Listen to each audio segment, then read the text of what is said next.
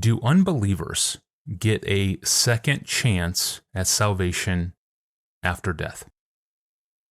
This is a common question in the inbox. It's an important question, too, so important that two people asked the same question at the same time, inspired by the same biblical text. Hello, Pastor John. My name is Florin. I am Romanian but live in London. I have asked a few different pastors, but they could not give me an answer. Can you explain 1 Peter chapter 3, verses 19 to 20, and 1 Peter 4, 6, this idea that the gospel was preached to the dead? And the question also recently came from a listener named Jason. Pastor John, could you please explain 1 Peter 3:19 to me? I've heard so many explanations to what Jesus was doing and why he was there. Some go so far as to imply a second chance salvation. Is there one? I've returned to this text, and I'm thinking particularly now of 3:19. I've returned to this text over and over in the last 50 years and have to admit that I don't have complete confidence that I know for sure what Peter is referring to when he says that Christ in the Spirit preached to those who are now in prison. Here's what the verse says, so everybody can be up to speed with us. Christ also suffered once for sins, the righteous for the unrighteous, that he might bring us to God, being put to death in the flesh, but made alive in the Spirit.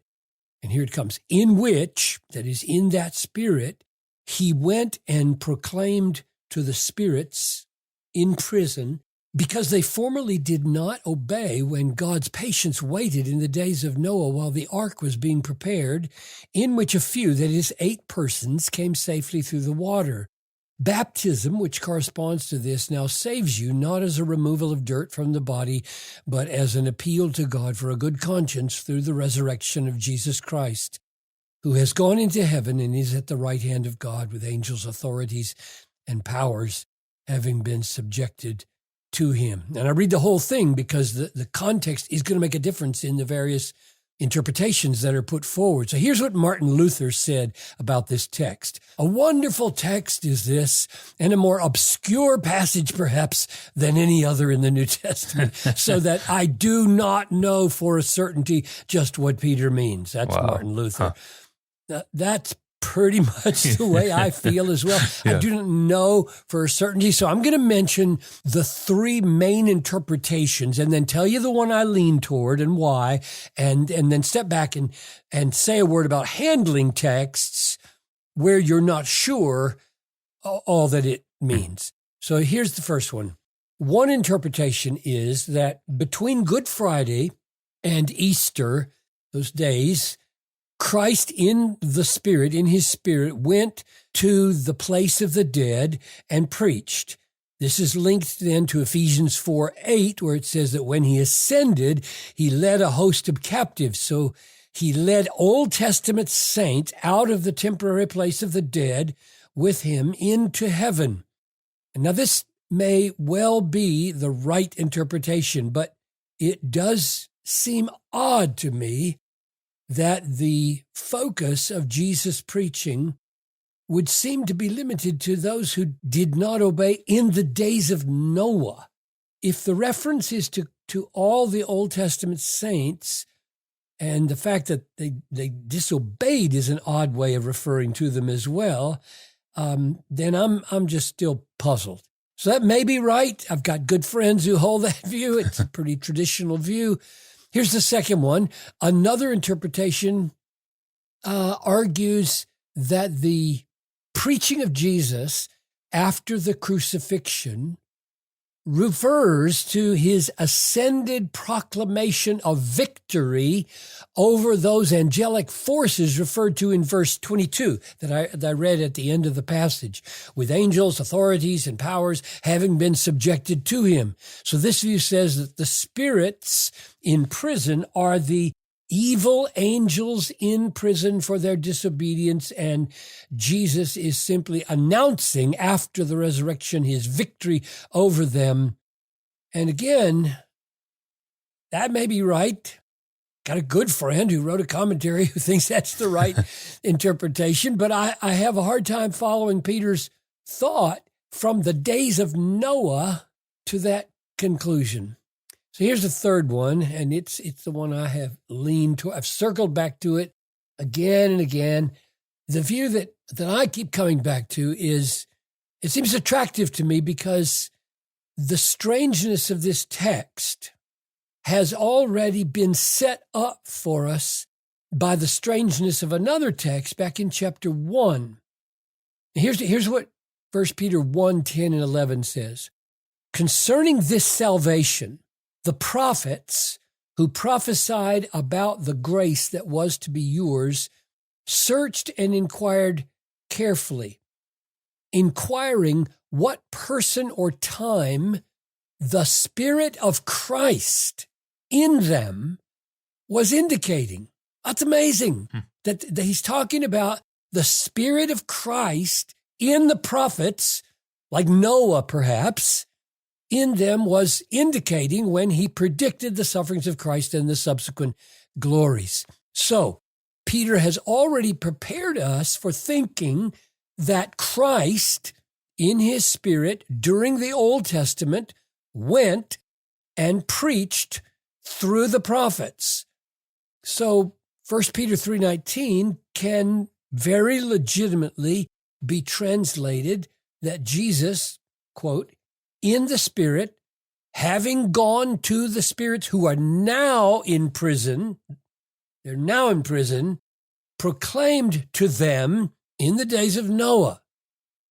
So on this interpretation, there's no preaching to the dead between Good Friday and Easter. Whether that happened or not, I'm saying that's not what this text is about.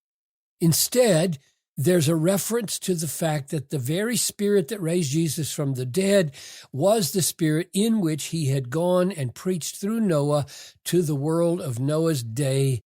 Most were disobedient. Most people were disobedient, and they're now in prison awaiting their final judgment. Now, it seems to me that this interpretation has the advantage of making good sense out of why there is a focus on Noah and the people of his day. Why did Noah even come to Peter's mind to think of Noah at this point in the argument? Well, what brought him to mind as he was writing this text? Now, I said that I would try to explain how I think about handling texts where I'm not clear on some things. Well, in this case, what I do is to step back and look at the larger flow of Peter's thought and ask, what's he trying to do in verses 18 to 22? Why did the issue of Noah and the disobedience of so many people and the salvation of so few in the ark, namely 8, why did that even come to his mind? And I think the answer is that the churches that Peter was writing to were very small and insignificant in comparison to this gigantic Roman Empire. Most of that empire were being disobedient to the gospel in Peter's day. The salvation of such a few people in this huge Roman Empire caused Peter to think of the days of Noah, when only 8 people came safely through the waters of judgment. And Peter says over in chapter 4 that in his day, it's time for judgment to begin with the household of God, similar to the days of judgment in Noah's day. And as he ponders this parallel between the salvation of a few in Noah's day and the salvation of a few through baptism in his own day, it strikes him, perhaps, as he thinks back on chapter 1, verses 10 and 11, where Christ was preaching through the prophets in the Old Testament, it strikes him that it might be helpful to mention that the analogy between Noah's day and his own day is even fuller and deeper than the people might think. In other words, the analogy is not just that vast numbers of people were unbelieving and disobedient in Noah's day, just like they are in Peter's day, and only a few were saved through the ark, just like only a few were being saved through the waters of baptism. But also the analogy extends to the fact that Jesus himself, by the Spirit, through Noah, was preaching in the days of Noah, and Jesus is preaching by the Spirit through the apostles in Peter's day. So, even if I'm wrong about my understanding of the details of Christ preaching through Noah to the world of his day, I think this bigger picture is right. That's what I meant when I said trying to understand, what do you do with the text if you don't understand all the details? You try to get, what's the bigger picture that you can see clearly. I think it's right and has a huge significance for that day and for ours. Noah came to Peter's mind because only a few were saved in the ark under God's judgment. And now salvation through faith, through baptism, is like that. Through water, God saves his people, whether few or many at any given time and place, and we should rejoice that Christ died to bring us to God through his judgment. The whole world may laugh, as in the days of Noah, but by faith we do. We come safely through the judgment. Thank you, Pastor John. Great point about letting the flow of context help decipher the meaning of confusing texts. That's really helpful. And thank you for joining us today. Ask a question of your own, search our growing archive, or subscribe to the podcast, all at askpastorjohn.com. Speaking of hard texts in Peter, why does Peter say that we are saved through baptism? That's his claim in 1 Peter 3:21. Why does he say it? What does he mean by that? I'm your host, Tony Rinke. We will be back here on Wednesday to look at that text, 1 Peter 3:21. We'll see you then.